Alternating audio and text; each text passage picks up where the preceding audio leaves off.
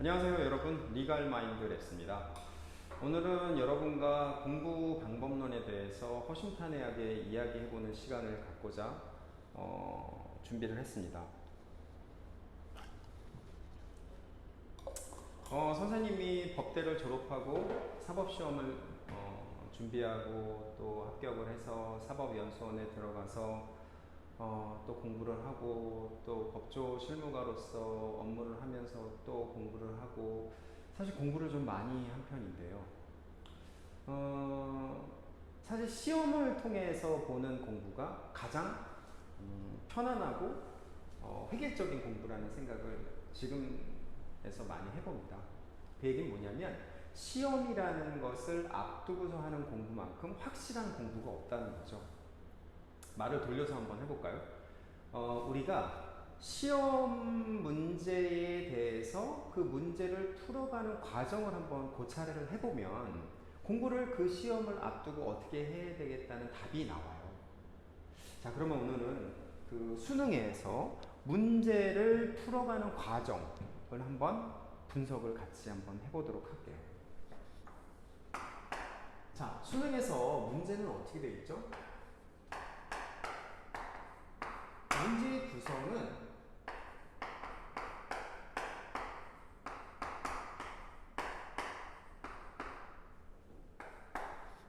제시문과 지문으로 되어 있죠. 그래서 그 다음 과정이 바로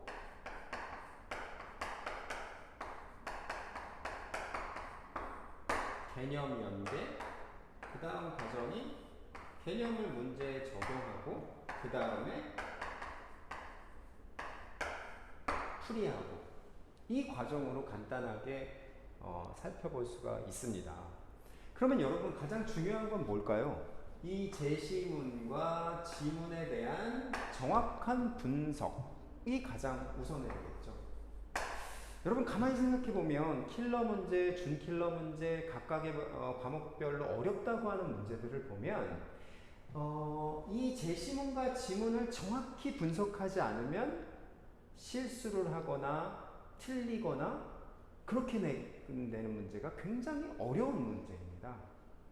그러니까 제시문과 지문에 대한 정확한 분석이 문제풀이의 가장 우선적인 어프로치다. 이걸 강조하고 싶어요. 선생님이 사법시험을 준비할 때도 정말 어렵다고 해서 브리타라고 저희는 표현을 많이 했거든요. 브리타라고 하는 문제는 개념 자체가 물론 어려운 개념, 안 나올 것 같은 데에서 나왔다. 이것도 중요하지만 그 개념을 연계하기 전까지의 제시문과 지문에서 분석을 하는 데 있어서 굉장히 시간이 오래 걸리고 어렵다는 거죠. 근데 수능 시험이라는 것 자체는 그 성격상 수학 능력 시험이잖아요. 수학 능력의 기본은 어떠한 텍스트에 대한 분석, 해석, 독해 능력이 굉장히 중요하다는 거거든요. 그래서 여러분 기출문제를 점검해보면 알겠지만 정말 어렵다고 하는 문제는 제시문과 지문이 정말 어렵게 나오는 문제가 어려운 문제라는 겁니다. 그 다음 과정은 바로 개념을 연계하는 건데요. 그 개념을 연계한다는 건 뭐냐면 그 문제에서 요구하고 있는 개념을 끌어오는 과정이죠. 이게 결국에는 우리가 공부를 하는 가장 중요한 이유라고 할 수 있겠죠. 우리가 보통 수능을 개념학습이다, 원리학습이다 이런 표현들을 많이 하잖아요. 그 이유는 뭐냐면 모든 문제에서 여러분의 텍스트에 있는 정말 골고루 분포되어 있는 개념을 끌어와야지만 풀 수 있다는 거죠. 그냥 상식적인 문제가 아니라는 거죠. 그렇기 때문에 여러분이 대비하는 공부의 방식은 이러한 개념, 각 단원에 골고루 분포되어 있는 이 개념을 여러분이 지도로 만들어야 된다는 게 중요한 겁니다. 그 다음 과정은 제시문과 지문에 대한 분석을 통해서 개념을 연계하고 그 개념을 이 문제에 적용해서 풀이하는 과정이죠. 이렇게 하면 그 문제에서 요구하는 답을 도출해낼 수가 있는 겁니다. 이 과정을 우리가 분석을 해보면 우리의 공부 방법론이 어떻게 되겠구나라는 것을 우리가 추론을 해볼 수가 있죠. 선생님이 여기서 추론해보는 거는 두 가지예요. 첫 번째는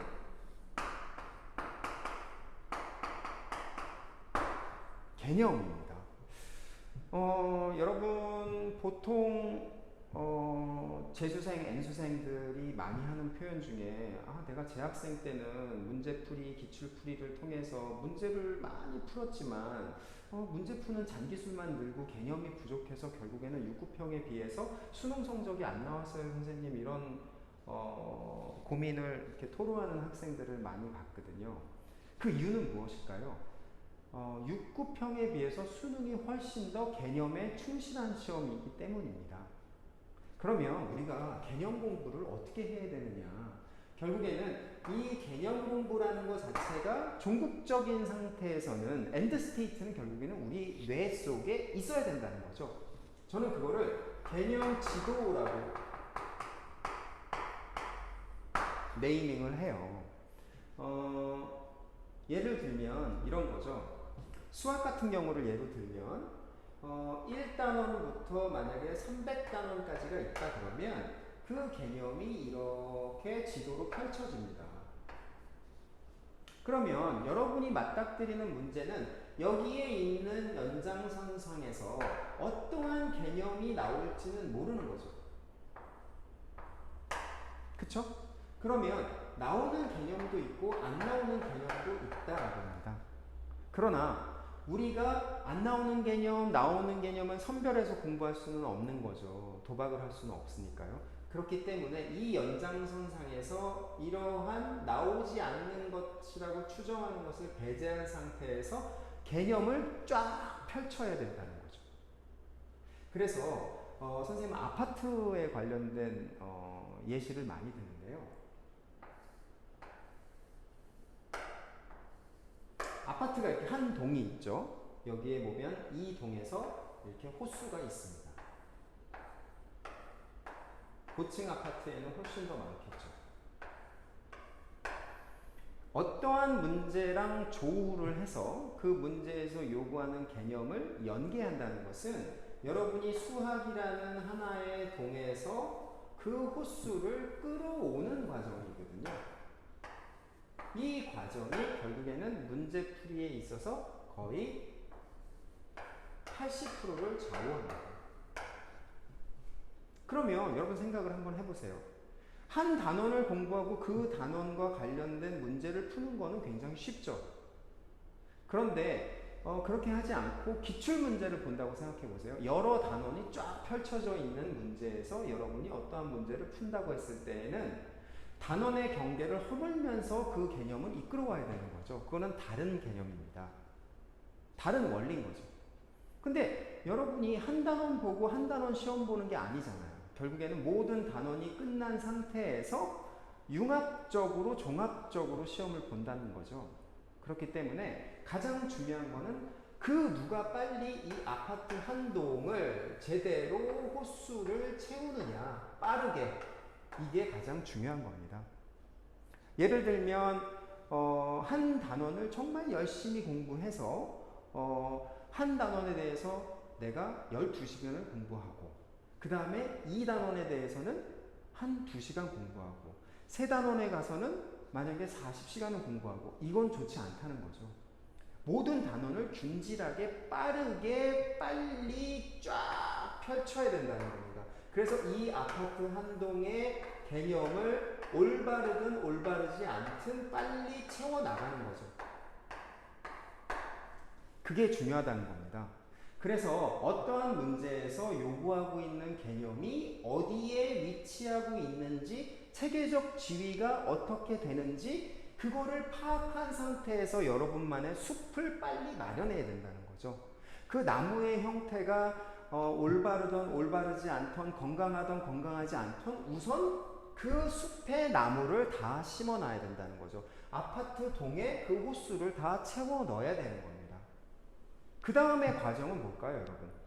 그 다음의 과정은 문제풀이를 통해서, 아니면 자기가 다시 텍스트에서 개념 공부와 원리 학습을 통해서 이 중에서 잘못되어 있는 5개념 또는 알고 있다고 생각했는데 아예 개념이 비워져 있는 무개념, 이러한 것들이 어디에 포진해 있는지 파악하는 거죠. 그래서 그러한 포진해 있는 것들을 중심으로 해서 다시 올바르게 이렇게 채워 넣는 겁니다.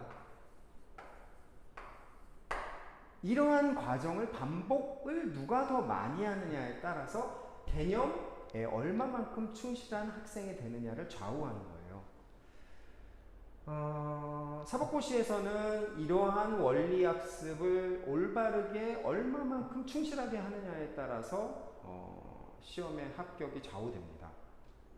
과목이 1차 같은 경우에는 주요 과목이 3과목이고 선택 과목이 1과목이고 그 다음에 영어는 뭐 패스와 페일이니까 저 때는 그렇게 돼 있습니다. 그러면 과목 4과목이 공부 양이 굉장히 많아요, 여러분.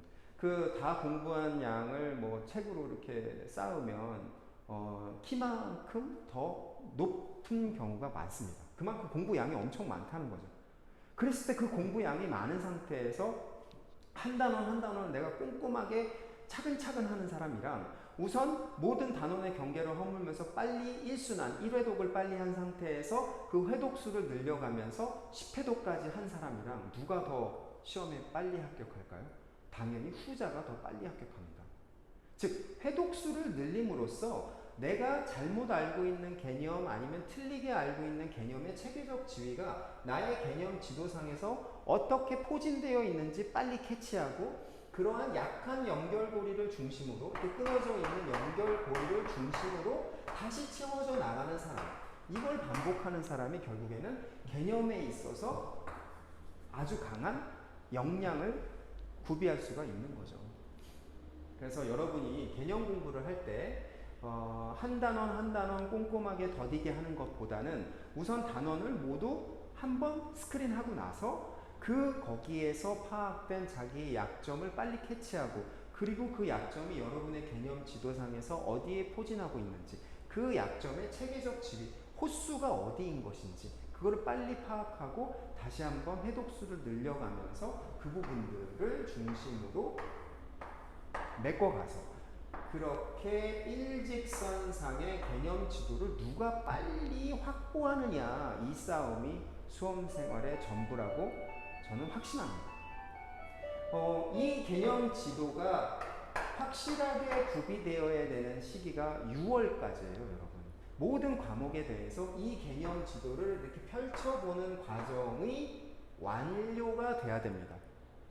여러분, 그 정법 같은 경우에는 한 단원 한 단원을 반복해서 공부하고 그 단원에 해당되는 문제를 푸는 학생이 있고 한 단원과 끝 단원까지 빠르게 본 다음에 전체 범주에 있는 문제를 풀어가면서 내가 기억나지 않는 단원을 다시 한번 보고 또 보고, 즉 얼마만큼 누가 단원의 경계를 빨리 허무느냐, 이 싸움이거든요, 정법이. 그러면 결국에는 파악되는 내용이 그거라는 거죠. 결국에는 통치구조, 선거, 그 다음에 법, 이 부분에 더 역량을 집중해서 반복해서 하기 때문에 오히려 효율적이고 합리적인 결과가 나옵니다. 담보되는 거죠. 그래서 여러분, 이 개념과 관련한 공부를 이런 식으로 해왔어야 돼요. 근데 지금 이 시기에 그러면 선생님 어떻게 해야 될까요? 선생님이 생각할 때는 여러분이 확신을 하던 확신을 하지 못하건 간에 이 개념 지도는 반드시 여러분 머릿속에 있습니다. 지금 이 상태에서. 그렇기 때문에 그 개념 지도가 여러분의 뇌 속에 형성되어 있다는 믿음과 확신을 갖고 과연 나에게 있어서 해당 과목의 해당 지도에서 어디가 가장 약한 연결고리인지를 빠르게 파악하고 그 약한 연결고리를 중심으로 해서 반복적인 학습을 지금부터라도 해나가야 되는 거죠. 그게 바로 개념학습의 기본이자 가장 중요한 내용입니다.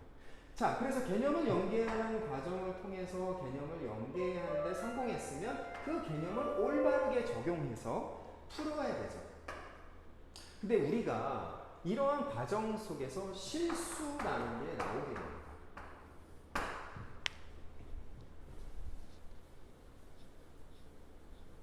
자, 그러면 여기서 아까 선생님이 얘기했던 첫 번째 개념 공부 방법론, 두 번째는 뭐냐면 문제 풀이의 가치와 의미, 이거에 대해서 얘기. 뭐 여기에는 당연히 기출도 포함이 되겠죠. 자, 우리가 문제를 풀어가는 이유는 뭐냐면 아까 선생님이 얘기했던 개념 공부를 하면서 개념 지도를 쫙 펼쳐놓고 나의 약한 개념 연결고리를 빨리 식별하고 그 부분을 중심으로 해서 반복 해독수를 늘려가면서 개념 지도를 탄탄하게 만드는 게 중요하다고 했죠. 거기에서 되게 중요한 게 바로 이 문제풀이입니다. 문제를 풀어가면서 내가 그냥 텍스트상에서 평면적으로 배웠던 개념을 입체적으로 깨우치는 과정이 문제풀이거든요. 아, 내가 그냥 단순히 눈으로만 훑어봤던 그 개념이 이렇게 입체적으로 문제 속에서 살아나는구나 라는 걸 느껴가면서 두 가지를 깨달을 수가 있어요. 내가 배웠던 내용 중에서 어떤 것이 중요한지, 그게 바로 기출문제의 어떤 가치죠. 아, 기출을 통해서 봤을 때 전체 이러한 개념 지도성에서 이 개념을 수능에서는 중시하는구나. 출제위원들이 이것은 굉장히 중시하는, 이걸 알 수가 있고요. 두 번째는 그 평면적인 개념이 문제를 통해서 이렇게 입체적으로 바뀌는구나. 이거를 깨달을 수가 있어요. 여러분이 문제를 풀지 않고는 그냥 텍스트상에서 녹아져 있는 그 개념을 여러분의 걸로 깨우칠 수가 없다는 거죠. 일례를 들어볼게요. 파리에 있는 에펠탑을 그냥 사진으로만 본 사람과 실제로 가서 에펠탑에서 밑에서 위를 바라보는 학생이 갖고 있는 에펠탑의 형상은 천지 차이거든요.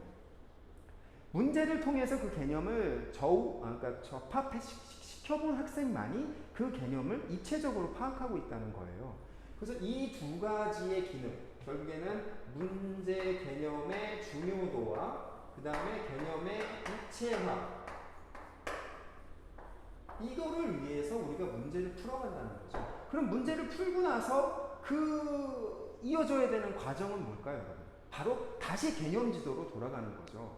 그래서 내가 그냥 개념 지도상에서 평면적으로 파악했던 개념이 문제를 통해서 이렇게 입체화되고 그 개념이 이렇게 적용되는구나 라는 걸 파악하면서 개념 지도로 돌아가서 다시 1회독해 주는 겁니다. 그래서 개념지도 펼치고 문제 풀고 약한 고리 찾고 다시 개념지도 돌아가서 개념 메꾸고 그 다음 또 문제 풀고 어려운 문제 풀면서 파악되는 개념 찾아가서 다시 메꾸고 이런 과정을 반복하는 거를 사시에서는 순환이라고 해요. 1순환, 2순환, 3순환, 4순환까지 하거든요. 2차에서는. 그 순환수를 남들보다 좀 더 빠르게 땡겨오고 반복하는 사람이 결국에는 합격을 하게 되거든요. 수능도 똑같습니다. 모든 학습 공부가 다 똑같은 원리거든요. 그래서 문제를 아직 내가 풀 준비가 안 돼서 하면서 문제를 기피하는 학생은 이러한 입체화를 시킬 용기와 지혜가 없다는 거기 때문에 절대 수능에서 성공할 수가 없어요. 개념만 맨날 공부하는 학생 치고 시험 합격하는 학생은 제가 본 적이 없습니다. 이 두 가지의 가치와 기능 때문에 우리가 문제를 푼다는 것. 그래서 문제를 풀고 나서 반드시 여러분이 그 확립한 개념 지도로 회귀해서 다시 한번 그 개념을 입체화시키고 반복해서 해독수를 늘려가면서 개념 지도를 단단하게 만들어가는 과정. 이게 공부의 전부예요. 그 다음에 문제풀이 과정 속에서 그 문제의 어떤 유형을 내가 습득해가는 과정. 그것이 바로 실수를 줄여가는 것입니다. 자, 다시 한번 여러분께 강조를 하겠습니다. 자, 문제를 풀이하는 과정을 통해서 우리가 공부를 어떻게 해야 되는지를 도출할 수 있다. 그 다음에 문제풀이의 과정을 한번 우리가 그래서 살펴보면 우선은 제시문과 지문에 대한 정확하고 집중력 있는 분석이 가장 중요하다. 이것이 20%의 과정이지만 이 20%에 의해서 정답과 오답이 갈릴 수가 있다. 정말 중요하다. 개념의 연계보다 제시문과 지문에 대한 철저한 분석이 선행되어야 한다. 이거는 뭐 제가 정법 때 항상 강조했던 내용이기 때문에 이번에 또 강조합니다. 제시문과 지문에 대한 분석, 그리고 그러한 세밀한 분석을 요구하는 문제가 어려운 문제다.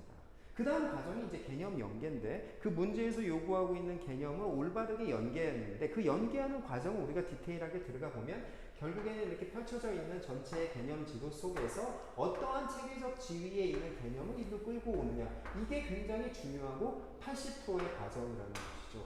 이거를 위해서 우리가 수능을 어떻게 공부해야 되는지 방법론이 도출되는데 결국에는 빠르게 이러한 개념의 지도를 빨리 펼쳐놓고 그 다음에 개념의 지도를 펼쳐지면서 약한 연결고리에 있는 개념을 중심으로 반복해서 이런 것들을 정상화시키는 과정, 반복하는 과정, 이것이 바로 개념학습이다. 그 다음에 연계한 개념을 적용해서 풀이하는 과정 속에서 실수를 줄여가는 것은 우리가 다양한 문제를 통해서 그 문제의 유형을 익숙하게 만드는 과정이다. 이렇게 표현할 수가 있습니다. 자, 여러분 어떻게 보면 좀 제가 빠르게 좀 얘기를 했는데요. 여러분에게 강조하고 싶은 내용은 결국엔 수능은 문제풀이의 잔기술을 요구하는 시험이 아니라는 것이죠. 문제풀이의 잔기술은 제시문과 지문에 대한 정확한 분석을 하는 연습으로 어떻게 보면 여러분이 정확히 인식을 하시고요. 그러한 분석을 통해서 개념을 연계하는 과정을 잘 해야 되고, 연계를 잘하는 학생이라는 것은 결국에는 개념 지도가 단단하고 튼튼하고 아주 확고하게 되어 있는 학생이라는 겁니다. 결국에는 그 개념 지도를 머릿속에 가져가고, 이게 여러분이 수능이라는 전투에서 싸워야 되는 무기인 거거든요. 그 무기가 탄탄해야 여러분이 멘탈도 탄탄한 거죠. 내가 칼을 쥐고 전장에 가지 않으면서 어떻게 용기가 생길 수 있겠어요, 여러분? 그렇죠? 칼이 얼마만큼 명검이냐에 따라서 여러분의 멘탈도 좌우되는 거거든요. 믿게 되는 거죠. 나의 칼의 힘을. 자, 여러분 그러한 칼의 힘을 믿고 멘탈을 강하게 키워가는 과정 속에 리갈 마인드 맵스는 항상 함께합니다. 여러분과 끝까지 동행하는 리갈 마인드 맵스. 자, 다음 시간에 또 뵙겠습니다. 감사합니다.